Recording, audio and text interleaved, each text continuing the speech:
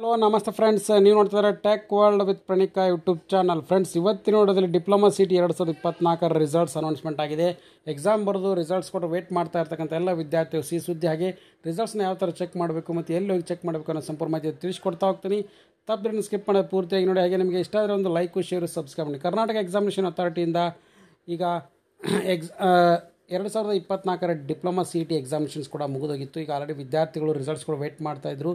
ಹಾಗೆ 2, 3, 4 July ಏನಂದು document verification ಕೂಡ schedule ಮಾಡಿದ್ದಾರೆ. ಅದರ ಪ್ರಕಾರ ಈಗ ರ್ಯಾಂಕ್ ಕೂಡ ಅನೌನ್ಸ್ಮೆಂಟ್ ಆಗಿದೆ. ಇವತ್ತು ಮಧ್ಯಾಹ್ನ 2 ಗಂಟೆಗೆ diploma C T 2024 results announcement ಆಗಿದ್ದು, ರಿಸಲ್ಟ್ಸ್ನ ಚೆಕ್ ಮಾಡ್ಕೊಳ್ಳಿಕ್ಕೆ ನೋಡಿ ಫ್ರೆಂಡ್ಸ್, ಕರ್ನಾಟಕ CET online.karnataka.government.in ಅಂತ ಏನು ಕರಿತೀವಿ, ಕರ್ನಾಟಕ ಪರೀಕ್ಷಾ ಪ್ರಾಧಿಕಾರ ಎಕ್ಸಾಮಿನೇಷನ್ ಅಥಾರಿಟಿ ವೆಬ್ಸೈಟಿಗೆ ಬಂದು ಇಲ್ಲಿ ಡಿಪ್ಲೊಮಾ CET ಅಂತ ಇರುತ್ತೆ. ಇದು ಸೆಲೆಕ್ಟ್ ಮಾಡ್ಕೋಬೇಕಾಗುತ್ತೆ. ಇಲ್ಲಿ ನೋಡಿ ಪ್ರವೇಶ ಡಿಪ್ಲೊಮಾ CET 2024 ಅಂತ ಕ್ಲಿಕ್ ಮಾಡ್ಕೊಳ್ಳಿ. ನಂತರ ಇಲ್ಲಿ ನೋಡಿ ಡಿಪ್ಲೊಮಾ ರಿಸಲ್ಟ್ಸ್ ಲಿಂಕ್ ಅಂತ ಕೂಡ ಬರುತ್ತೆ. ಇಲ್ಲಿ ರಿಸಲ್ಟ್ಸ್ ಲಿಂಕನ್ನು ಕೂಡ ಇಲ್ಲಿ ನಿಮಗೆ ತೋರಿಸ್ಕೊಡ್ತೀನಿ ನಾನು. ಸೊ ಅಲ್ಲಿ ಬಂದು ರಿಸಲ್ಟ್ಸ್ ಲಿಂಕನ್ನು ಕೂಡ ನೀವು ಇಲ್ಲಿ ಚೆಕ್ ಮಾಡ್ಕೋಬೋದಾಗಿದೆ.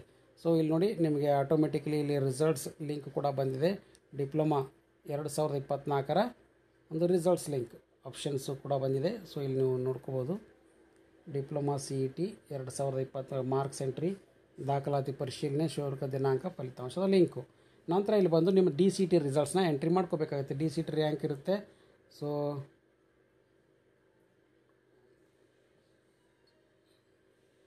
ಈ ಥರ ಎಕ್ಸಾಮ್ಸ್ಗಳು ಇರ್ತವೆ. ಸೊ ಈ ಥರ ಒಂದು ನಂಬರ್ ಇತ್ತಂತ ಕೂಡ ಒಂದು ಸ್ಟೂಡೆಂಟ್ಸಿಂದ ಓಪನ್ ಮಾಡ್ತಾಯಿದ್ದೆ ನಾನು.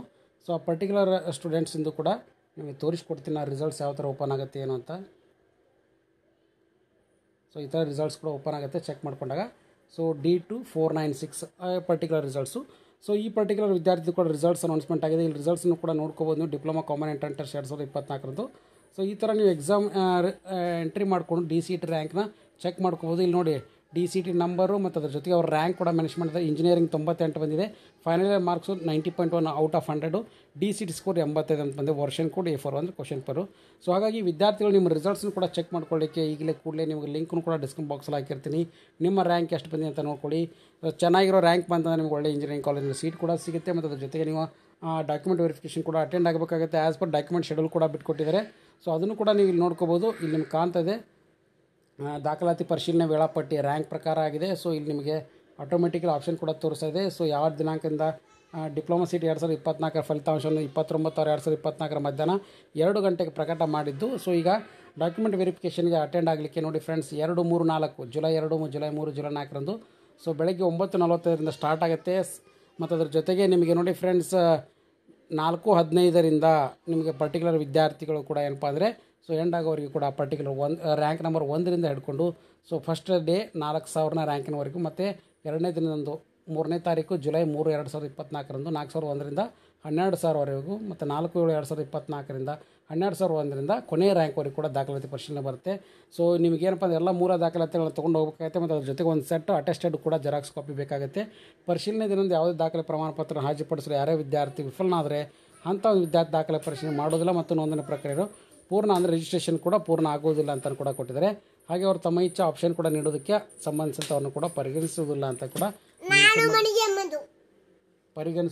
ಕೂಡ ಕೊಟ್ಟಿದ್ದಾರೆ.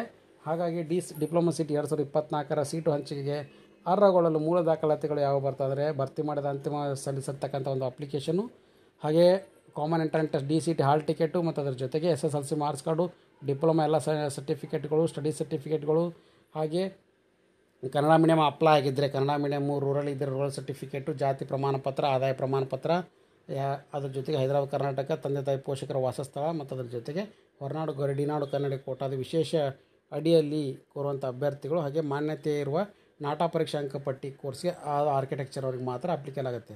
ಸೊ ಹಾಗಾಗಿ ಇದೊಂದು ಬಿಗ್ ಅಪ್ಡೇಟ್ ಅಂತಲೇ ತಿಳಿಸ್ಕೊಡ್ತಾ ಇದ್ದೀನಿ. ಯಾರ್ಯಾರು ವಿದ್ಯಾರ್ಥಿ ವೇಟ್ ಮಾಡ್ತಾಯಿದ್ರು ಸೊ ಕೂಡಲೇ ಈ ದಿನಾಂಕದಂದು ಹೋಗಿ ನಿಮ್ಮ ಹತ್ತಿರದ ಈಗ ಆಲ್ರೆಡಿ ಏನಪ್ಪ ಅಂದರೆ ಹತ್ತಿರದ ಸರ್ಕಾರಿ ಪಾಲಿಟೆಕ್ನಿಕ್ ಹಾಗೆ ಅನುದಾನಿತ ಪಾಲಿಟೆಕ್ನಿಕಲ್ಲಿ ಏನಪ್ಪ ಅಂದರೆ ನಿಮಗೆ ಡಾಕ್ಯುಮೆಂಟ್ ವೆರಿಫಿಕೇಷನ್ ಕೂಡ ಅವಕಾಶ ಮಾಡಿಕೊಟ್ಟಿದ್ದಾರೆ. ನಿಮ್ಮ ಹತ್ತಿರ ಸರ್ಕಾರಿ ಪಾಲಿಟೆಕ್ನಿಕ್ ಯಾವುದೇ ಇದ್ದರೂ ಕೂಡ ಅಲ್ಲಿ ಹೋಗಿ ಅಟೆಂಡ್ ಆಗ್ಬೋದು.